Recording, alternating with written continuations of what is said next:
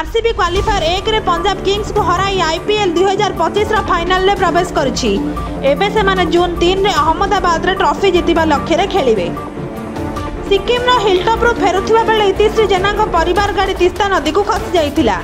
एजाए भाजपा नेत्री एवं ताको परिवार रो 4 जण निखोज अछंदी। केन्द्रापड़ा जिलार स्वास्थ्य केन्द्र माने कर्मचारी अभाव और साधन अनुपलब्धतार असुविधा भोगुंट। रोगी माने विकल्प रूपे घरोई नर्सिंग होम बाहर डाक्तरखाना को जावाक बाध्य होउछंती। पूर्वतन अमेरिका राष्ट्रपति डोनाल्ड ट्रम्प दाबी करिसेंती जे से भारत पाकिस्तान मध्य अस्त्र विरति कराइथिले। बहु लोक एहाको मिथ्या और अयथार्थ भाव में मने करुछंती। मे 27 रु 30 मध्य वर्षा हेतु जदि कौन चाषी आर्थिक क्षति भोगुंट सेमानंकु शीघ्र क्षतिपूरण दियाजिबो बोली मंत्री सुरेश पुजारी सूचना दैछंती।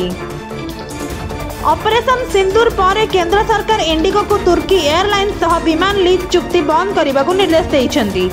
सुरक्षा दृष्टिकोणरू एही पदक्षेप ग्रहण करा जाइछि। संध्या 5टारू 9टा पर्यंत सबु जिले में सिविल डिफेन्स एक्सरसाइज हेउछि, जेउथिरे 32,000 स्वेच्छासेवी भाग नेउछंती। एहा एक आपातकालीन प्रस्तुतिर अंश। 31 मे दिन सारा विश्व में तमाकू निषेध दिवस पालित हुए। तमाकू सेवनमूलक रोग और परिवार नष्ट होगा विषय में सचेतनता वृद्धि करने एहार उद्देश्य।